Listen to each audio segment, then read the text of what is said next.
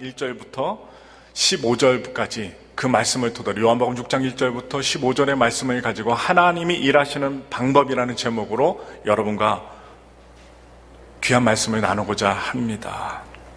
이렇게 우리가 살아가는 것 너무나도 감사하고 또한 하나님 앞에 예배 드리는 것 너무나도 감사를 드립니다. 선교지 가보면 예배를 드리고자 해도 예배를 못 드리게 하는 핍박받는 선교지가 있습니다. 가장 극한 선교지가 어디일까요? 거기는 또 북한이겠죠. 거기는 성도들이 말씀을 볼 수가 없기 때문에 밤 3시, 새벽 3시 아니면 아주 이른 아침에 움막 같은 데 모여서 땅에 비닐포대로 숨겨놓은 성경책을 꺼내거나 아니면 그것도 성경책을 갖다가 가질 수 없는 사람들은 손으로 직접 쓰거나 아니면 외워서 그 말씀들 그리고 찬송을 부르면 보안위원들한테 특히 가족들한테도 들키면 아우지 탄광이나 아니면 그 노동수용소로 끌려가기 때문에 허밍으로 찬양한답니다. 속으로 허밍으로. 우리처럼 이렇게 크게 소리 지르지도 못하고 기도도 지르지 못하고 그런데도 그들은 핍박받는 가운데서도 하나님을 부인하지 않고 끝까지 죽음을 불사하고 오늘도 예배를 드리고 있습니다. 여러분, 그러한 분들이 있다고 한다면 오늘날 우리가 평안하게 자유롭게 예배를 드릴 수 있는 이 자유를 주신 하나님께 진정 감사를 드리고 정말로 내 삶 속에 작은 일에 걸려 넘어지지 마시고 하나님의 은혜를 덧입어갈 수 있는 믿음의 사람들, 소망의 사람들이 되어야 될 줄 믿습니다. 오늘 요한복음 6장 본문은 아주 유명한 말씀입니다. 여러분 어린아이들까지 다 아는 말씀이에요. 아마 교회를 다니는 사람치고 모르는 사람이 없을 정도로 유명한 말씀입니다. 보리떡 5개와 물고기 2마리로 5,000명을 먹이셨다는 그 놀라운 기적의 이야기입니다. 흔히 오병이어의 기적이라고 하는데 이 기적을 사복음서 마태, 마가, 누가, 요한 이 사복음서의 모든 저자들이 빠짐없이 기록하고 있는 내용이 바로 오병이어의 기적입니다.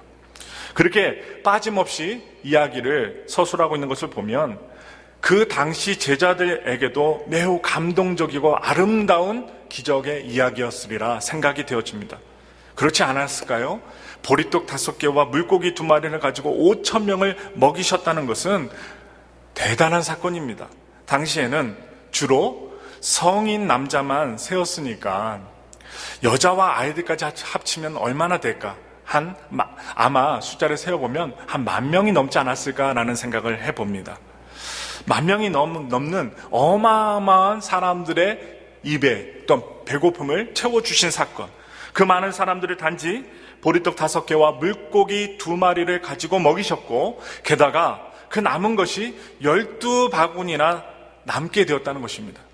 대단히 놀라운 사건입니다. 그런데 인간의 상식적으로는 믿기 어려운 사건이 바로 오늘의 사건이에요. 한번 여러분들께 묻겠습니다. 속으로만 대답하십시오. 여러분들은 이 사건을 진짜 사실로 믿으십니까? 속으로만 대답하세요. 믿으세요? 교회에서 많이 얘기 듣고 수많은 목사들이 얘기를 하는데 믿으세요? 교인들 가운데서도 이 사건을 믿지 못하는 사람들이 있습니다. 그래서 어떤 사람들은 이 기적을 나름대로 해석을 합니다. 나름대로. 많은 사람들이 이 기적을 실제적인 사건으로 믿지 못하니까 어떤 식으로 말을 하냐. 그럼 그렇지. 어떻게 보리떡 5개와 물고기 2마리를 가지고 5,000명을 먹여. 지금 여기 앉아있는 우리 성도 숫자 되더라도 못 먹이는데 어떻게 5,000명을 먹여. 하면서 고개를 끄덕이시는 분도 있어요. 그런 말을 하면 맞아 하는 분들도 계십니다. 여기는 안 계시지만 그러나 그런 식으로 예수님을 이해하려고 하는 자는 결코 예수님을 하나님의 아들로 믿을 수도 없고 인정할 수도 없다는 사실입니다. 사람들은 자신들이 이해되지 않는 것들을 자꾸 자기가 이해할 수 있는 형태로 바꿉니다. 변화시켜요. 그런 사람들은 하나님이 천지를 창조했다는 것도 믿지 못하고요. 그리고 예수님이 하나님의 아들이며 구세주라는 사실, 우리의 영원한 구세주가 된다는 사실도 믿지 못합니다.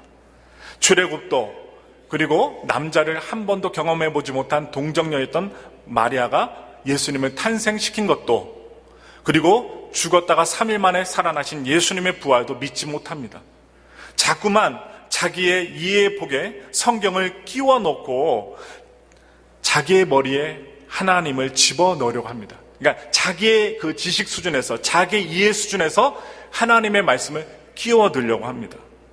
그래서 합리적으로 이해가 되지 않으면, 믿지 않고 상식적으로 납득이 되지 않으면 모두가 뭐라고 얘기해요? 그 5천 명이 그 어린아이와 같이 다 도시락, 보자기에다가 도시락 싸갖고 와서 예수님이 기도하시니까 그때 보자기를 딱 꺼내서 어떻게 해요? 일시에 5천 명이 먹었다. 도시락 사건이라고 해석합니다. 자유주의자들은 그렇게 얘기해요. 자유주의 신학자들, 자유주의를 갖다 믿는 성도들은 이게 5천 명 먹이신 게 아니라 지들이 도시락 까먹은 거다 얘기합니다. 그래서 예수님이 하나님 되심을 부인하고 성경의 절대성을 인정하지 않는 사람들이 많은 교회는요, 쇠퇴합니다. 그 예가 어느 교회일까요? 유럽의 교회입니다. 유럽의 교회이기도 하고 오늘날 서구인 이 미국과 또한 아시아 쪽에 한국 쪽도 쇠퇴해 가고 있답니다. 그래서 어떻게 해요? 유럽의 교회들을 보시면 사람들이 떠났습니다. 부흥하는 교회도 있지만 그 교회가 모슬렘 그 사원으로 바뀌고요. 심지어는 어떤 곳으로 바뀌는가? 술집으로도 팔려서 바뀝니다. 아니, 예배를 드렸던 장소인데 돈 많은 사람이 넓은 홀이니까 술집 사장이 교회를 인수해서 그 교회를 술집으로 바꾸는 현상도 나타납니다. 안타깝지만. 그러므로 우리는요, 정말로 천지를 창조하신 하나님, 그 능력의 하나님, 사람들이 떠나가는 것이 아니라 사람이 모이는 교회, 생각해 보세요. 자기나 예수나 똑같은데 다 믿을 게 있고 헌신할 게 있느냐 하는 사람들은 떠나게끔 돼 있습니다. 그런데 우리는 그렇지 아니하고 모여 주님 앞에 예배 드리는 제자와 같은 하나님의 백성들이 되어야 될 줄 믿습니다. 사도 요한이 요한복음 1장에서 증거하고 있는 것처럼 예수님은 하나님의 본체시요 인카네이션, 성육신하신 하나님의 아들이십니다. 여러분 이것을 믿으십니까? 믿으십니까? 하나님의 아들 되신, 육신으로 오신 아들, 인카네이션을 믿으십니까? 예수님 자신이 천지를 창조하신 하나님이시기 때문에 친히 만드신 모든 육체에게 먹을 것을 주실 수 있는 것입니다. 왜? 육체로 태어나 보셨기 때문에 배고픔을 아신다는 거예요. 하나님 되신 그분이 어떻게 배고픈 군중을 앞에 놓고 떡 5덩이, 물고기 2마리를 먹이실 수 있었을까요? 배고픔을 경험해 보셨기 때문입니다. 이 사건을 부인하는 것은 곧 하나님의 능력 자체를 부인하는 것이고 예수님을 하나님의 아들로서 믿지 못함을 드러내는 것입니다. 반면에 예수님을 하나님의 아들로 고백하는 자에게 오병이의 기적이 너무나도 자연스럽게 느껴질 것이고 당연한 사건으로 여겨질 것입니다. 여러분 모두가 하나님의 아들이신 예수 그리스도께서 행하신 이 기적의 실제적인 사건들을 마음으로 믿으시고 또 믿어지시기를 저는 기도하면서, 그럴 때 이 사건이 어떻게 돼요? 내게 의미가 있어지는 거예요. 내게 의미가 있는 거예요. 그냥 남의 사건이 아니라 나의 삶 속에서도 의미 있는 사건으로 발견되어지는 것입니다. 이 사건을 통해 먼저 얻게 되는 교훈은요, 사람을 아시고 또 사람의 필요를 아시고 채워주시는 하나님의 사랑입니다. 사랑. 여러분 사랑이 없으면 안 돼요. 여러분 우리가 누가 좋아요? 부모님이건 친구건 누가 좋아요? 사랑 많은 사람 좋잖아요. 내가 쳐다볼 때 좀 웃어주고 내가 화를 내더라도 왜 그래? 같이 싸우지 않고 좋은 말 해주고 사랑해주고. 부모님도 마찬가지잖아요. 이 가운데 계신 분들 중에 부모님이 무서운 분들 계셨을 거예요. 표현은 하지 마세요. 내가 그런 사람입니다. 얘기는 하지 마세요. 어렸을 때 아빠가요 사랑을 안 해주고 엄마가 사랑을 안 해주고 항상 혼내고, 너 이거 안 하면 혼나? 막 매들고. 남자 같은 경우는 아침에 오줌 싸면 어떻게 바깥에 막 내쫓고 막 그것도 바지 벗겨갖고 막 그런, 예를 들어 무서운 아버지 밑에 있던 분들은요 하나님이 무섭게 여기십니다. 그런데요 사랑이 충만한 부모님 곁에서 양육을 받은 분들은요 자기가 모르게 사랑을 배워요. 그래서 어떻게 해요? 콩 한 쪽도 나눠 먹고, 어떻게 하면 바보 같아요. 막 사악한 친구들이 와서 나도 하려면 자기의 손에는 아무것도 없는데 다 나눠주는 거예요. 근데 놀라운 것은 사랑이 많은 친구들 앞에는 여러분 친구들이 많아요. 그리고 동물들도 참 신기한 것은 여러분 내일 아니면 이번 한 주간 공원에 가보세요. 공원에 가서 여러분들이 딱 벤치에 앉아보세요. 새들이 오나 안 오나. 여러분 마당에서도 새들이 오거나 안 오나 한번 가보세요. 분명한 것은 여기 계신 분들이 있기 때문에 제가 말을 합니다. 자기 집 앞에도 딱 정원에 나가면 새들이 막 비둘기나 각종 새들이 몰리는 분이 있어요. 어떤 분? 모이를 주는 분. 그것도 10년 이상을 준 분. 이렇게 친교 음식 먹다가 좀 남으면 이렇게 싸가갖고 어떻게 해요? 예, 이렇게 잘게 쓰라고 줘요. 그런 분들은요, 누구도 알아요? 동물도 알아요, 동물도. 새들이 막 날아가고 어떻게 해요? 아이고, 반가운 우리 주인이 왔네 하면서 어떻게 해요? 수십 마리가 와갖고. 근데 문제도 돼요. 그 수많은 새들이 몰려와갖고서, 예, 뭐를 싸놔갖고 아무튼 그냥 옆집 자동차도 썩어버리고 막 해갖고 문제는 되지만, 제가 핵심이 뭐예요? 사랑이 많으면 사람도 동물도 따른다고요. 근데 어떻게 해요? 여러분들이 다 이마살에다 그냥 독불장군처럼 그냥 도깨비처럼 해갖고 어떻게 해? 나한테 오기만 해봐라. 내가 아주 그냥 머리통을 갖다가 꿀밤을 내려버리겠다. 이러면 어떻게 해요? 개들도, 새들도 안 가요. 그러니까 여러분, 좀 이렇게 말씀을 들으시면서 하나님의 사랑을 내가 입었으면 어떻게 해요? 얼굴에 근육을 좀 푸세요. 네, 지금 안 푸신 분들이 한 2분 계세요. 얼굴에 근육을 좀 푸세요. 예쁘게 화장도 하고 오셨는데, 여러분, 사람도 하나님의 사랑을 베풀며 살아갈 때 많은 친구들이 생기고, 여러분, 교회가 어땠으면 좋겠어요? 한번 물을게요. 여러분들이 상상하는 교회는 어떤 교회예요? 다 같으리라 믿어요. 교회 오면 목사님이나 사모님이나 안수 집사님이나 집사님, 아이고 오셨어요, 할렐루야 하면서 어떻게 해요? 웃으면서 맞아주고 인사해주고, 어떻게 해요? 손이라도 잡아주고, 친구할 때 밥 먹을 때 어떻게 해요? 자기 입에만 밥 숟가락 계속 넣으면서 쳐다도 안 보고 먹는 사람보다 어떻게 해요? 밥은 드셔, 아유 밥 좀 갖다 드릴까요? 아 오늘 수박이 후식으로 나오는데 수박 좀 드시겠어요? 여러분, 이런데 친근하고 사랑이 많은 데가 좋아요. 왔는데도 꼬다 놓은 보리자루 주고 쳐다도 안 보고 앉은다고 하면, 아 저쪽 앉으세요. 구석으로 앉으세요. 아유 뭐 화장실이 어디요? 당신이 알아서 찾으세요. 예를 들어서 이렇게 얘기하면 좋을까요? 여러분, 어느 교회든 어느 사람들이든 사랑이 충만한 사람, 친절한 곳을 다 원합니다. 여러분과 저도 원하잖아요. 그런데 우리가 할 수 있습니다. 왜 할 수 있어요? 하나님이 그 사랑을 베풀어 주셨기 때문에. 성인 남자만 5,000명, 여자와 아이들까지 합치면 10,000명이 넘는 수인데, 이것은 당시의 인구수에 비하면 엄청난 숫자입니다. 많은 사람들이에요. 그 많은 사람들이 무엇 때문에 예수님께 찾아왔을까요? 말씀을 들으러, 기적을 보기 위해서, 병고침을 받기 위해서, 아니면 호기심 때문에 예수를 소문으로 듣고 목격하기 위해서 왔을 것입니다. 이유야 어쨌든 무리들에게 예수님께서 말씀을 전하셨습니다. 하나님의 말씀을 전하심으로 영의 양식을 먹이신 거예요.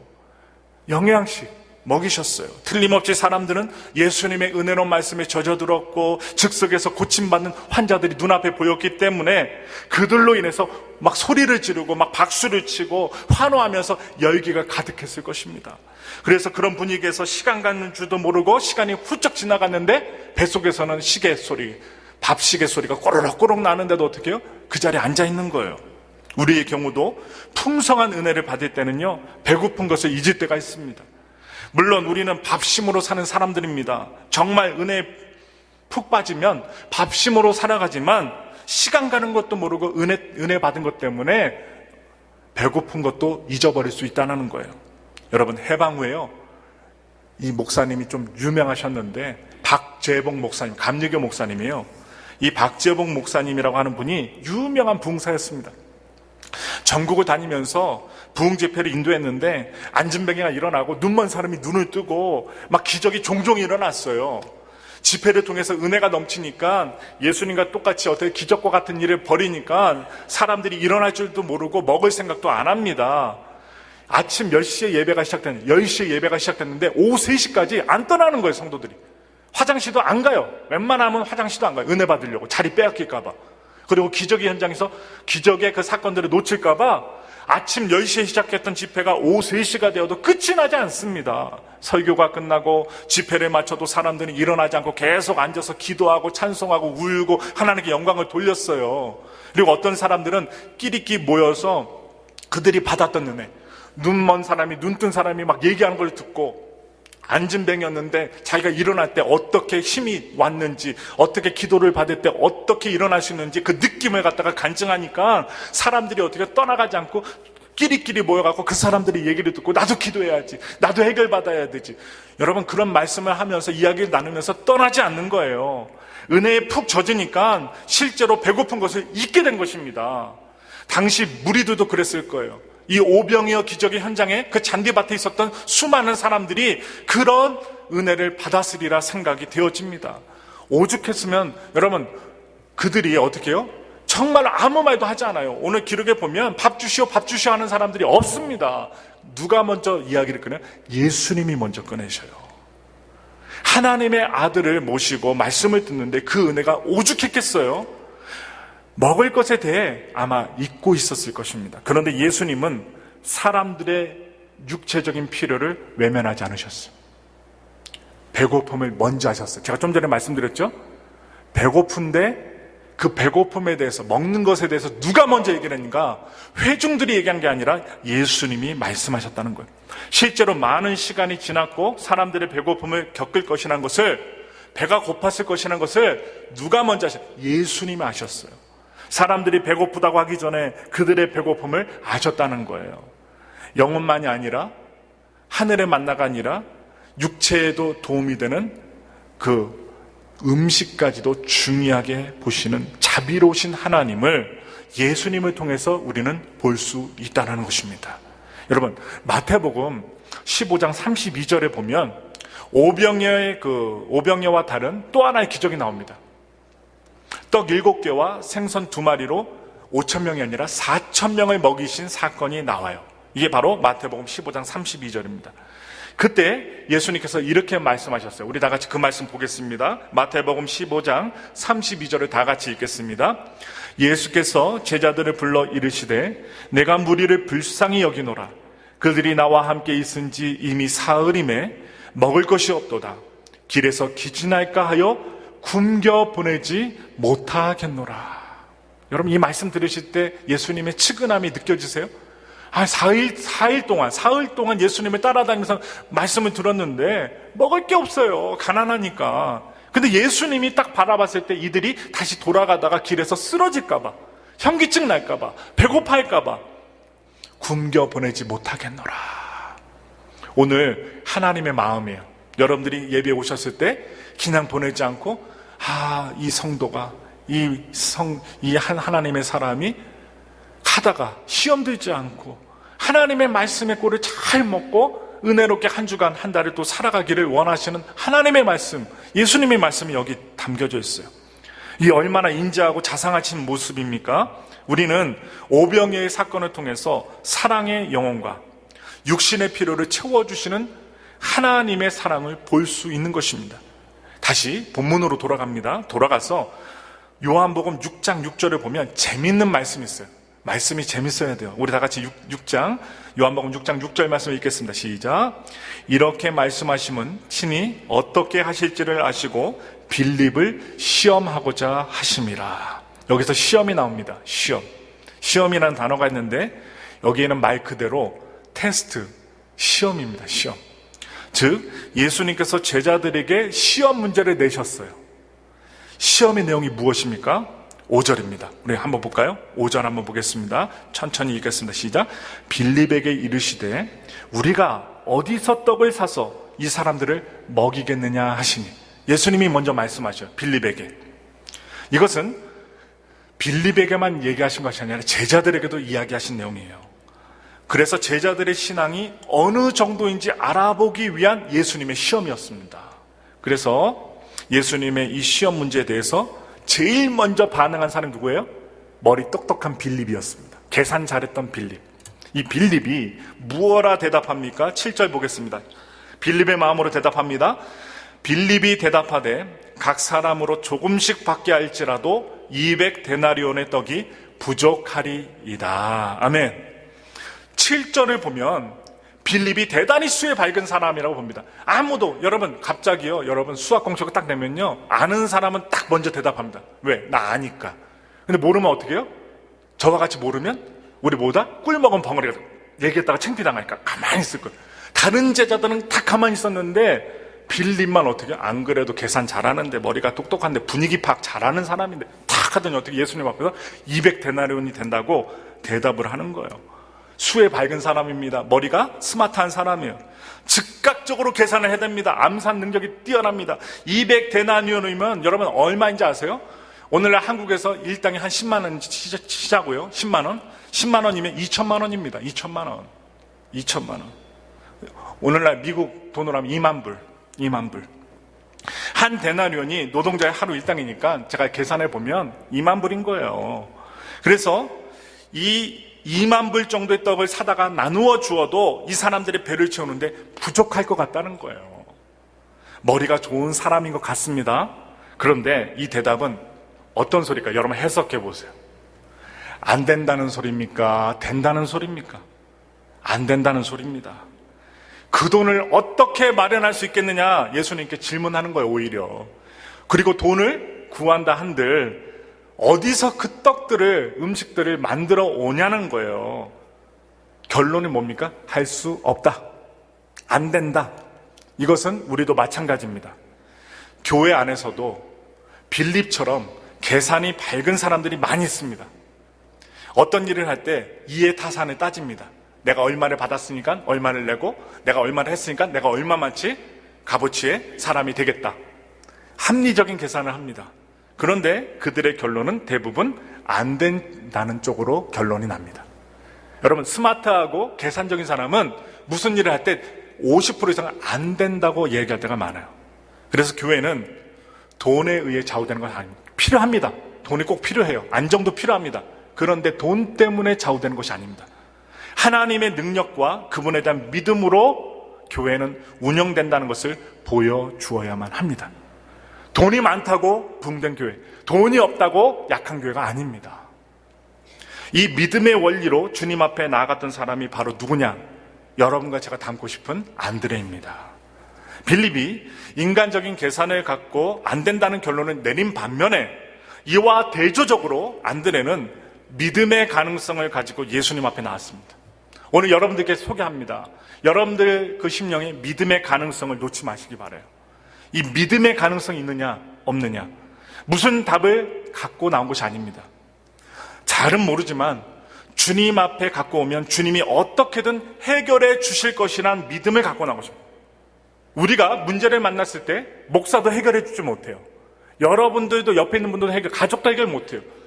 우리가요, 자칫 잘못하면 하나님께 기도하면 딱 이렇게 내 마음에 흡족하게 답을 주시라 하지만, 여러분 나중에 주시겠지만 과정이 있어요. 과정이.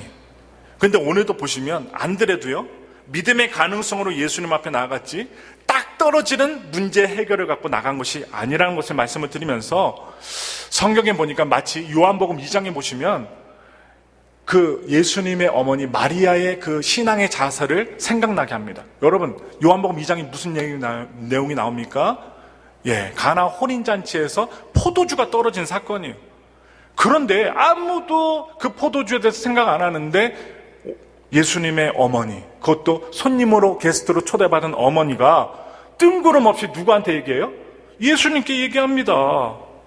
예수님께 어떻게 해요? 그냥 포도주가 떨어졌다고 하면서 얘기를 하는 거예요. 문제가 발생했는데 대책 없이 예수님께 딱 마리아가 그냥 이야기를 하니까 주님께서 그 모든 문제를 해결해 주셨습니다. 해결해 주셨어요. 우리가 하나님 앞에 나아갈 때 무슨 대책을 갖고 답을 갖고 나가는 것이 아닙니다. 우리에게는 아무런 계획이 없고 대책도 없습니다. 똑똑하다고 하지만 자세히 살펴보면 크나큰 대책은 아닙니다. 대책을 내볼 수는 없어요. 그저 우리를 불쌍히 여겨주시고 우리의 앞길을 인도해 주시고 도우심을 간구할 때 사람의 계획, 인간의 계획이 아니라 하나님의 능력으로 말미암아 모든 길이 뚫리는, 열리게 되는 은혜 역사를 우리는 체험하게 되는 것입니다. 뒤를 돌아보세요. 저도 한번 돌아봤어요. 말씀을 준비하면서. 나에게 이런 어려움이 있었지. 어떻게 해결이 됐지? 내가 한 게 없어요. 뭐 기도도 하고 뭐 사람 찾아다닌 것도 있겠지만 해결은 하나님이 하셨어요. 그 핵심에 보면 하나님의 능력을 미스테리하게끔 딱 막아놓으셨어요. 이건 하나님이 하실 수밖에 없다는 것을 고백하게 만드시는 천능하신 하나님. 그래서 사람이 계산하게 되면 항상 부족함밖에 없어요. 여러분 계산해 보세요. 부족함밖에 없어요. 7절을 보면요, 빌립이 무엇하고 대답합니까? 여러분 성경에서 답들을 보겠습니다. 우리 다 같이 7절을 읽겠습니다. 조금씩 받게 할지라도 200데나리온의 떡이 부족하리이다. 여기서 우리가 주목해야 될 게 뭐예요? 조금씩 부족하다라는 단어입니다. 조금씩 부족하다. 이것은 인간의 계획과 인간적인 방법으로 나아갈 때 필연적으로 나오는 소리입니다. 부족합니다. 없습니다. 안 됩니다. 반면에 안드레의 방법으로, 즉 믿음의 방법으로 나아갈 때 어떤 일이 벌어집니까? 말씀을 통해서 보겠습니다. 우리 다 같이 11절 말씀이에요. 앞에 있는 스크린 통해서 읽겠습니다. 예수께서 떡을 가져 축사하신 후에 앉아있는 자들에게 나눠주시고 물고기도 그렇게 그들의 원대로 주시니라. 그리고 12절을 보시면 우리 다 같이 읽겠습니다. 12절 시작. 그들이 배부른 후에 예수께서 제자들에게 이르시되 남은 조각을 거두고, 여러분 조금씩 주는 게 아닙니다. 여러분 10,000명이에요. 그러면 우리 같으면 우리도 행사를 치러봤지만 부흥회를 하고 뭘 하면 어떻게 없어질 것을 예상하고 조금씩 주잖아요. 다 주지 않잖아요. 원래는 인간적인 방법으로 그렇게 해야 되는데 예수님의 기적과 은혜는 조금씩 주는 것이 아니라 원하는 대로 주는 거예요. 나 2개 더 주세요. 나 빵 더 주세요. 하면 어떻게 해요? 더 나누어 주고 뿐만 아니라 12바구니에 가득 찰 정도로 남았다는 거예요. 많이 줬는데 남았어요. 그러므로 우리가 인생을 살아갈 때 하나님 앞에서 풍성한 것들을 누리게 되는 방법이 무엇입니까? 빌립의 방법으로 나아가면 반드시 부족합니다. 여러분, 저는 확신 있게 말씀드립니다. 말씀에 의지하여 빌립처럼 계산하고 나가면 부족함이 나타나요. 반면에 안드레의 방법으로 나아가면 원대로 먹고도 남는 것이 12바구니나 될 것입니다. 이게 성경 말씀, 오늘 핵심 말씀이에요.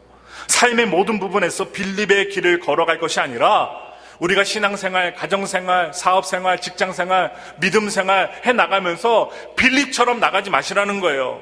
안드레의 길, 믿음의 가능성의 길을 걷는 목사와 성도가 되자, 이 말씀입니다. 우리는 이 오병이의 기적에서 주님이 일하시는 방법이 무엇인지 자세히 알 수 있습니다. 그것은 두 가지인데, 하나는요 앞에서 본 것처럼 믿음의 방법이고, 두 번째 또 하나는 작은 헌신을 통해서입니다. 보리떡 5개와 물고기 2마리는 가치로 보면 별것이 아니에요. 여러분 계산을 보면 별것이 아니라고요. 보리떡보다도요, 정확하게 말씀을 드리자면 보리로 만든 빵입니다. 보리빵, 당시에 가난한 빈민층들이 먹었던 음식입니다. 보리빵. 요즘에도 보리빵 안 드시는 분 계실걸요? 보리로 만든 빵입니다. 보리고기 때 하도 보리를 드셔서, 저희 어머니도 보리 싫어하셔요.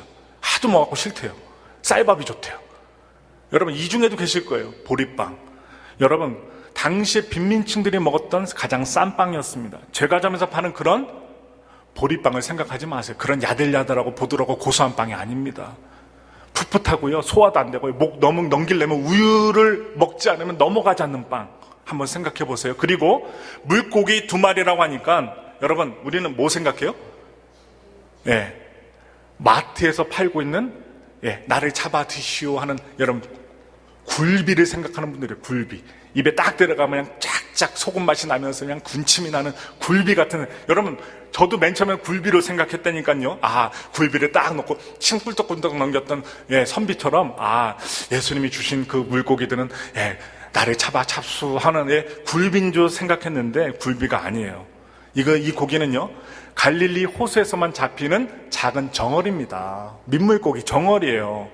맛이 별로 없는 값싼 생선입니다. 여러분 이제 상상을 통해 들어보세요. 퍽퍽한 보리빵이 먹기가 힘드니까 엄마가 도시락 싸줄 때 이 보리빵과 함께, 가난한데 이 보리빵을 싸주면서 반찬을 삼아서 침 생기라고 소금에 절인 조그만 민물고기 정어리를 싸준 거예요. 침이 생기고, 그럼 어떻게 해요? 소금만 느끼면서 퍽퍽한 보리빵을 잘 먹고 소화해라 해갖고 이 작은 아이에게 작은 도시락을 엄마가 선물해 준 겁니다. 그래서 어떤 신학자가 보리빵 5개와 물고기 2마리를 오늘날로 쳐서 계산해서 환원해 봤더니 얼마 정도 되는가? 2,000원. 2불 정도밖에 안 된다는 것입니다. 그 정도 가치밖에 안 되는 작은 것을 어린아이가 다 내놨어요. 그런데 이 작고 보잘것없는 것을 통해 기적이 나타났습니다. 이것을 바친 소년에게는 사실 자신이 가지고 있던 전부예요. 혼자 먹어도 배고픈 거예요. 비록 작은 것이었지만 이 작은 헌신을 통해 예수님께서 일하셨다는 것입니다. 여러분과 저의 작은 것을 통해 하나님은 큰 일을 행하십니다. 우리 손에서는 비록 작은 것 같지만 예수님의 손으로 옮겨졌을 때는 더 큰 것으로 변화된다는 것을 기억하시기 바랍니다. 하나님이 일하시는 방법은 우리의 작은 헌신을 통해서 크게 역사하신다는 것을 말씀을 드리면서 19세기에 이 미국에서 크게 부흥으로 역사했던 한 주인공이 있습니다. 누구일까요? 바로 무디라는 선생입니다. 목사님이에요. 이 무디라는 분은 원래 구두 수성공이었어요. 학벌도 없었습니다. 초등학교도 제대로 졸업을 못했어요. 그래서 어떻게 해요? 알파벳 철자도 잘 틀리고 쓰지도 못했어요. 그런데 이분이 은혜를 받으니까, 성령을 받고 하나님의 은혜를 받으니까 교회에서 주일학교 교사를 시켜달라고 반사님들한테 막 요청을 했어요. 목사님께도 요청을 했어요. 근데 시켜주지 않습니다. 이유가 뭐예요? 학벌이 없다고. 글씨도 제대로 못 쓰고 철자도 제대로 못 쓰는 사람이, 실수하는 사람이, 그리고 읽지도 못하는 사람이 무슨 성경을 가르친다고, 당신은 안 된다고. 글도 읽을 줄 모르고 말씀도 전할 줄 모른다고 폄하해대서 교회에서 어떻게 해요? 밀려났어요. 그래서 그 교회에서 교사를 시켜주지 않으니까 이 무디라는 사람은요, 성도는요, 자기 혼자 나가서 학생들을 모았습니다. 나한테 성경 배울 사람, 나한테 와라 해갖고 어떻게 해요? 아이들을 모았어요. 그리고 자기 스스로 가르치기 시작했습니다. 자기가 받았던 은혜를 가르치기 시작했어요. 그런데 나중에 놀라운 일들이 벌어집니다. 이 무디가 만든 주일학교 아이들이 그 숫자가요, 교회 학교 교사들 20-30명이 가르치는 숫자보다 더 많아진 거예요. 부흥을 했습니다. 그 후에도 이 무디라는 사람은 어떻게 나가느냐 이렇게 말합니다. 다 같이 한번 들어보세요. 나에게 담임교사만 맡겨주십시오. 학생들을 내가 불러 모아서 전도해서 가르치겠습니다. 아주 확신이 있었어요. 예수님에 대한 확신이 있으니까 글을 잘 못 읽어도, 말주변이 없어도 예수님에 대한 사랑, 구원에 대한 확신, 그리고 하나님에 대한 사랑이 충만했기 때문에 무디는요, 결국 50명, 100명, 나중에는 수백 명까지 이끌게 되었고, 그는 나중에 목회자가 되었습니다. 그래서 많은 영혼들을 주님께로 이끄는 위대한 부흥사까지 됩니다. 그러므로 하나님 앞에 중요한 것이 무엇입니까? 무디와 같이 배운 것 없고 구두수성공, 낮은 직업에 속한다 할지라도, 가난한다 할지라도 주님의 복음을 위해서 헌신하면 엄청난 일들을 할 수 있다는 것입니다. 누구 때문에? 주님 때문에. 내가 능력이 많아서가 아니에요. 여러분, 무디를 보면서 어떤 생각이 드세요? 하나님 앞에서 우리가 얼마나 많은 것을 받았습니까? 여러분 생각해 보세요. 오늘도 기도하면서 말씀 듣고 적용하면서 생각해 보세요. 내가 하나님께 받은 것이 얼마나 많은가? 많습니다. 많아요. 생각하지 않아서 그래요. 아마도 우리 가운데 무디 이 목사님보다 못 받았다는 분은 아마도 없을 것입니다. 받은 것을 가지고 헌신하고 충성하면 하나님이 그것을 통해서 일하십니다. 설사 배운 것이 없고 가진 것이 없고 사회적으로 뒤처진 사람이라 할지라도 주님에 대한 열정 가지고 엎드리고 기도하고 헌신하면 하나님께서 크게 사용하십니다. 그런 사람들이 많습니다. 한국에도 미국에도 전 세계적으로도 많아요. 그러므로 하나님 앞에서 우리가 얼마나 많은 것을 받았냐는 것보다 더 중요한 것이 있습니다. 무엇입니까? 하나님의 능력을 믿는 안드레와 같은 믿음과 오병이어를 바친 헌신이 필요하다는 거예요. 그것이 있어야 된다는 거예요. 믿음을 가지고 주님 앞에 나아갔을 때, 또한 자기의 모든 것을 드렸을 때 그것을 통해 주님께서 크게 역사하셨습니다. 여러분, 우리가 헌금할 때도요, 믿음이 없으면 못 드리게 되는 거예요. 아까운 거예요. 근데 여러분, 지금까지 신앙생활 1년 이상 해오면서 하나님이 우리를 가난하게 만드셨어요? 절대로 그렇지 않아요. 내가 하나님께 드렸는데 우리 집이 쫄딱 망했습니까? 그런 적 없어요. 그게 기적이라니까요. 하나님의 은혜라니까요. 하나님 역사해 주셨다니까요. 내가 하나님께 드렸다고 해서 우리 가족들이 손 빨고 있어요? 음식을 못 먹어요? 절대 그런 일 없습니다. 은혜는 드리라고 주시는 것입니다. 하나님께서 내게 은혜를 주신 이유는 그 받은 은혜를 가지고 뒤로 빼는 것이 아니라 주를 위해서 바치는 것이고, 주를 위해서 살려주시고 또 살리려고 주시는 것입니다. 예수님께서 떡을 가지고도 말씀하셨어요. 만약 우리가 시간을 바치고 우리의 재능을 바치고 우리의 귀한 것들을 바친다면 하나님께서 얼마나 많은 일을 하시겠습니까? 내 가진 것 모두, 아니 주님께 받은 것 모두 다 주님께 다시 돌려드려서 헌신하는 여러분들이 되기를 저는 기도합니다. 내가 갖고 있어서 썩어져 버리는 것보다는 주님께 드려서 영광이 되는 것이 아름답다고요. 그러한 가운데 하나님의 은혜 역사를 이룰 수 있는 거룩한 백성들이 되기를 바랍니다. 여러분, 교인들이 신앙과 봉사 정도에 따라 몇 개 그룹으로 나눌 수 있습니다. 교인들의 그 신앙생활, 환경, 그리고 그 삶의 태도를 보고 몇 그룹으로 나눌 수 있어요. 아주 열성적으로 헌신하고 봉사하는 헌신자 그룹이 있고요. 비교적 많은 관심을 갖고 적극적으로 참여하는 참여자 그룹이 있습니다.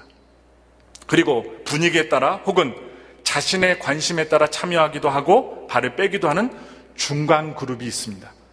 그리고 교회 일에 대해 전혀 관심이 없는 방관자 그룹이 있고, 참여하거나 협조하지도 않으면서 비판만 하는 그룹이 있습니다. 분석해 보면 어느 교회에서나 이러한 그룹들이 다 있습니다.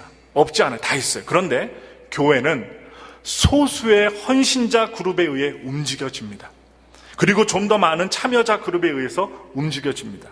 그러나 소수의 헌신자 혹은 참여자만 있다면 그것은 건강한 교회가 아닙니다. 건강한 교회란, 그리스도의 몸된 유기체적인 교회는 다수의 헌신자, 거의 전체 참여자 그룹이 있는 교회가 좋은 교회예요. 그리고 좋은 그룹이고 부흥하는 교회입니다. 그래서 교인 모두가 헌신자가 되면 가장 좋겠지만, 현실적으로는 교인 전체가 참여자 그룹만 되어도 그 교회는요, 건강한 교회가 됩니다. 부흥하는 교회의 특징이 바로 이것입니다. 다수의 헌신자들이 있어서 교회의 흐름을 주도하고 70%, 80%의 교인들이 적극적으로 참여하고 있는 교회가 부흥하는 교회입니다. 그러니까 부흥이 될 수밖에 없는 것입니다. 그래서 교회의 흐름은 소수의 헌신자 그룹에 의해서 이루어집니다. 직분을 맡아 봉사하는 분들이 여기에 해당된다고 볼 수 있어요. 그리고 교회 행사나 교회에 관심을 갖고 참여하는 이들에 의해서 활동력이 좌우가 됩니다. 활동력. 제가 초점을 두고 하는 말씀인데요, 제가 초점을 두고 기도하는 내용이 이것입니다. 핵심적인 헌신자 그룹을 양성하고 보다 많은 교인들을 헌신의 자리로 이끌고 참여의 자리로 이끄는 것입니다. 열정적인 헌신자 그룹과 헌신자 그룹이 이끄는 흐름에 따라 적극적으로 참여하는 이들이 많아질 때 부흥은 가능해지는 것입니다. 지금 직책을 맡고 봉사하는 분들은 지금까지도 잘해오셨지만 늘 새로운 마음으로 보다 더 열정적인 헌신의 자리로 나아갈 수 있기를 기도해 봅니다. 그래서 교회의 영적인 흐름은, 여러분, 그 참여자와 자발적인 참여자들과 그리고 열정적인 헌신자들에 의해서 교회가 부흥한다는 것을 말씀을 드리면서, 그리고 우리 모든 성도님들이 헌신의 자리, 참여의 자리로 나아갈 수 있기를 기도해 봅니다. 그래서 하나님께서는 이러한 사람들을 통해서 일하십니다. 소수의 헌신된 예수님의 제자들을 통해서 복음의 역사가 이루어졌고, 지금도 헌신된 사람들에 의해서 은혜의 역사는 계속 진행되고 있다는 사실입니다. 말씀의 결론을 내려봅니다. 저는 분명히 믿습니다. 지금까지 그래왔던 것처럼 앞으로도 우리 모두가 오늘 이 어린아이의 모습으로, 안드레의 모습으로 하나님께 우리 모든 것들, 자신의 모든 것들을 드릴 수 있다면 우리 엘파소 순복음교회 하나님께서 뜻하신 놀라운 일들이 일어날 것을 믿습니다. 그리고 여러분들 가정에도 몸이 아픈 분들은 몸이 아픈 분들의 그 몸에, 또한 문제가 있는 분들은 문제가 있는 그 상황 속에 하나님이 건져내어 주시고 우리가 원하는 만큼 주실 뿐만 아니라 12바구니까지 거두게 하시는 하나님의 그 풍요로운 역사가 일어날 것을 믿습니다. 이것을 믿으시고 믿음의 가능성으로 작은 헌신으로 하나님 앞에 귀하게 쓰임받을 수 있는 저와 여러분들이 되기를 예수님의 이름으로 축원합니다.